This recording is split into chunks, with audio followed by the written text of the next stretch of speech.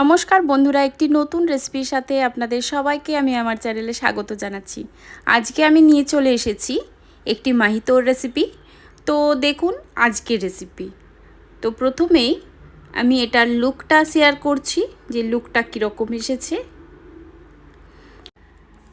খুবই সিম্পল আর অল্প উপকরণের মধ্যেই এটি বানিয়ে নেওয়া যায় বাড়িতে। তো চলুন রেসিপিটা শুরু করা যাক। এটার জন্য প্রথমে একটি কাঁচের গ্লাস নিয়ে নিয়েছি।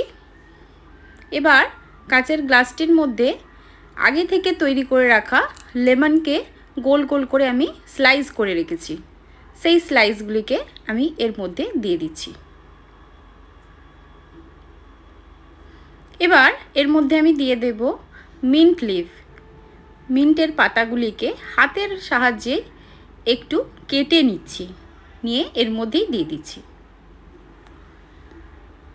আর এর মধ্যে দিয়ে দেব জলজিরা পাউডার। তো জলজিরা পাউডার এখন প্রত্যেকটা দোকানেই অ্যাভেলেবেল।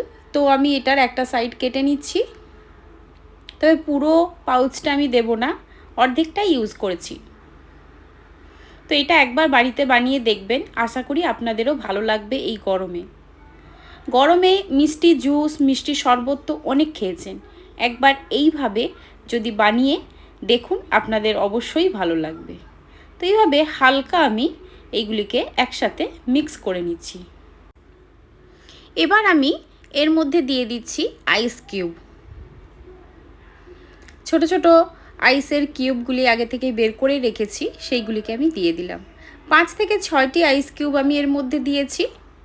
এবার এর মধ্যে দিয়ে দেব সোডা।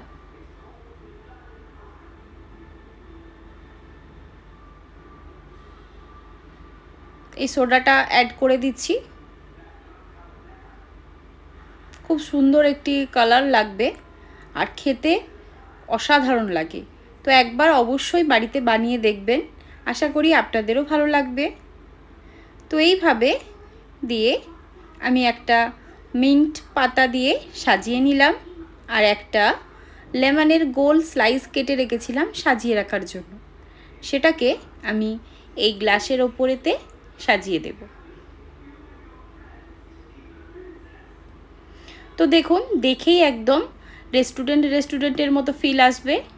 তো যদি এইভাবে বানিয়ে দেয়া যায়, তো কচি থেকে বড় সবারই মন জয় করে নেবে এই গরমে। তো অবশ্যই রেসিপিটা আপনাদের কাছে ভালো লেগেছে। যদি ভালো লাগে অবশ্যই চ্যানেলটিকে সাবস্ক্রাইব করে পাশে থাকার জন্য অনুরোধ রইল। আবার আসবো নতুন কোনো রেসিপির সাথে। ততক্ষণ সুস্থ থাকবেন, ভালো থাকবেন আর সবাইকেই ভালো রাখবেন।